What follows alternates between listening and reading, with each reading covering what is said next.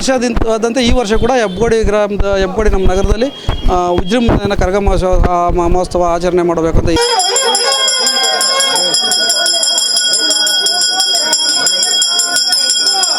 ಇದು ಕೊಡಿಮರ ಐತಿ 3 ದಿವಸ ಕರಗ ಇರಬೇಕಾದ್ರೆ ಹಸಿ ಕರಗ ಮಾಡ್ತೀವಿ.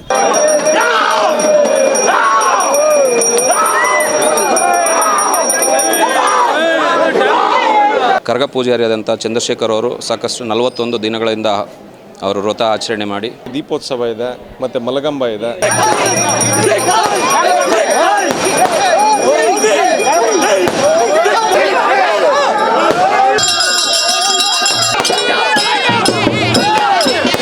ದೇವರ ಕೃಪೆಗೆ ಪಾತ್ರರಾಗಬೇಕಂತ ಪ್ರಾರ್ಥಿಸುತ್ತೇವೆ.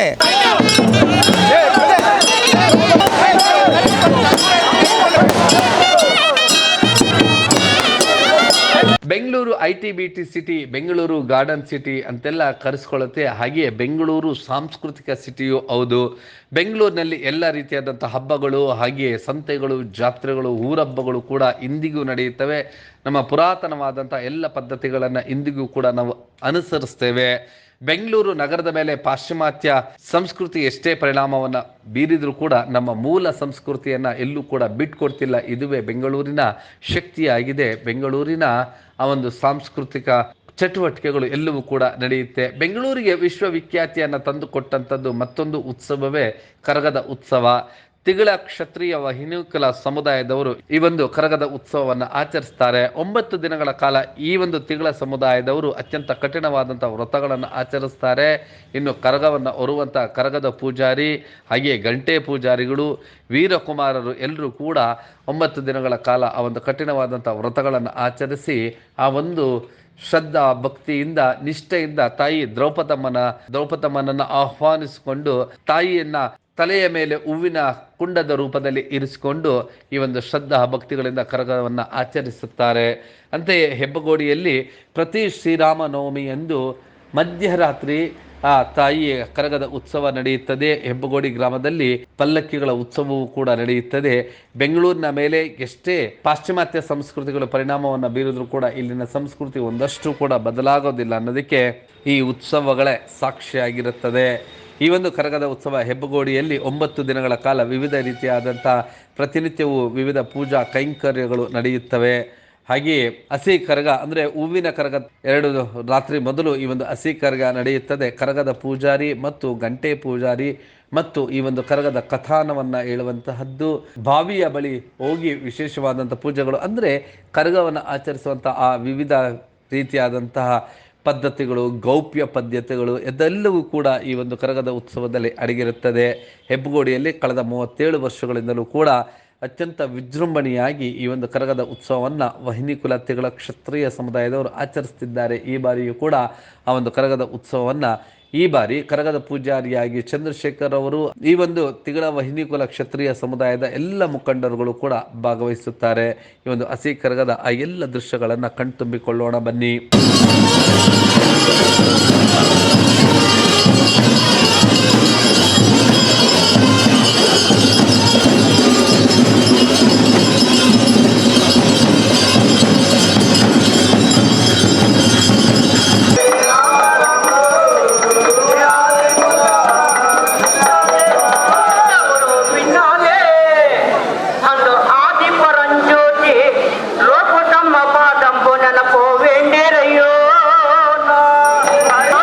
మహానుభావునికి పోదు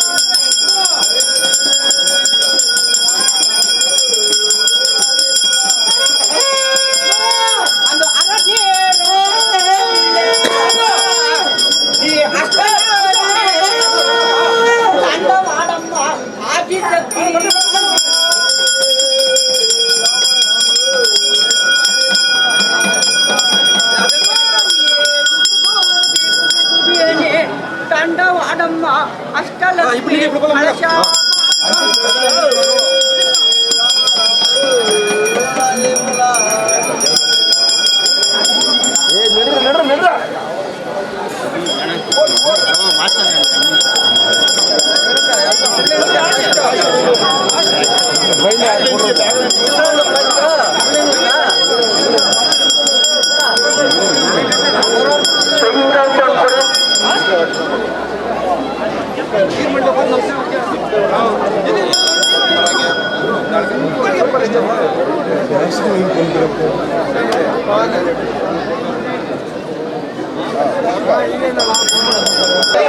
ಜಾಗ ಬಿಡು ಬ್ರೋ.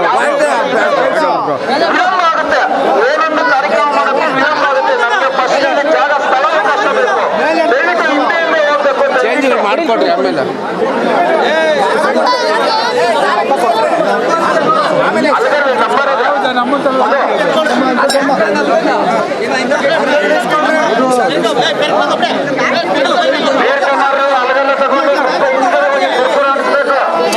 ತಗೊಳ್ಳಿ ಬ್ರೋ.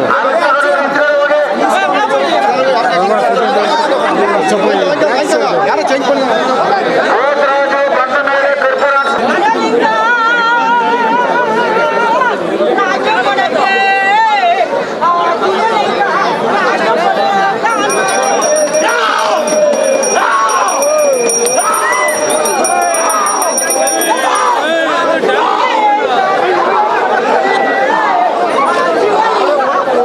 ವಿಧಿವಿಧಾನಗಳೊಂದಿಗೆ ಅತ್ಯಂತ ಕಠಿಣವಾದಂತಹ ವ್ರತಾಚರಣೆಯನ್ನು ಮಾಡಿಕೊಂಡು ಈ ಒಂದು ಕರಗದ ಉತ್ಸವದಲ್ಲಿ ಪಾಲ್ಗೊಳ್ತಾರೆ.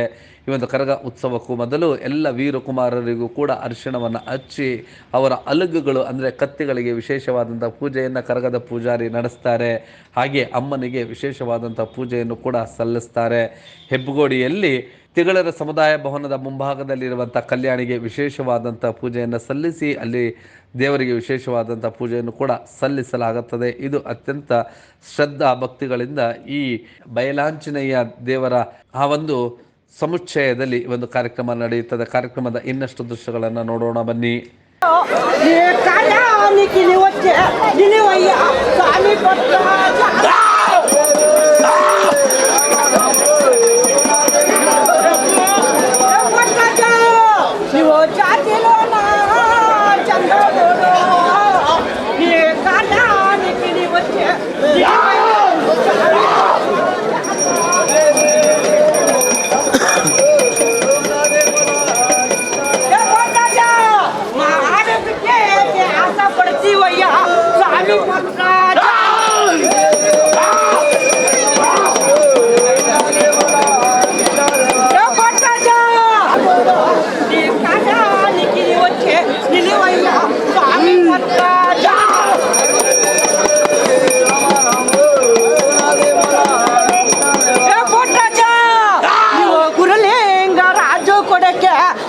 ಶಿವಲಿಂಗ ರಾಜು ಕೊಡು ಕಾಣ ನೀವು ಶಿವಲಿಂಗ ರಾಜು ಕೊಡಕ್ಕೆ ತಿರಳ್ಳಿ ಸ್ವಾಮಿ ಪುತ್ರ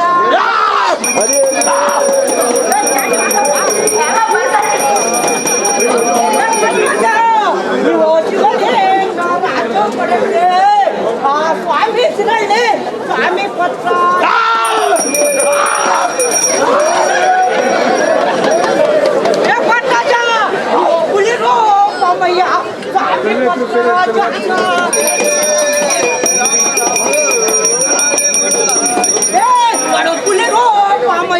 ಸ್ವಾಮಿ ಪುತ್ರ ಸ್ವಾಮಿ ಪತ್ರ ಜಾನ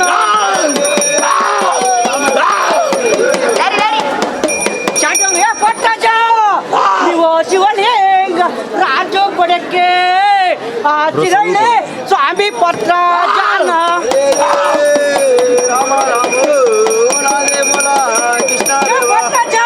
ನೀವು ಇರುಮಾಂಡೆ ಎಸೋಕೊನೆ ನಿಲುವಯ್ಯ ಸ್ವಾಮಿ ಪತ್ರ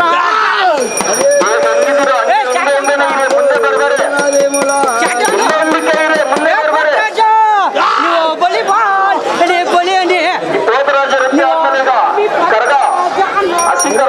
ದರ್ಶನ ಆಗುತ್ತೆ. ಅಲ್ಲಲ್ಲೇ ಇರ್ಬೇಕು, ಹಂಗೆ ಹಿಂದೆನೇ ಇರ್ಬೇಕು.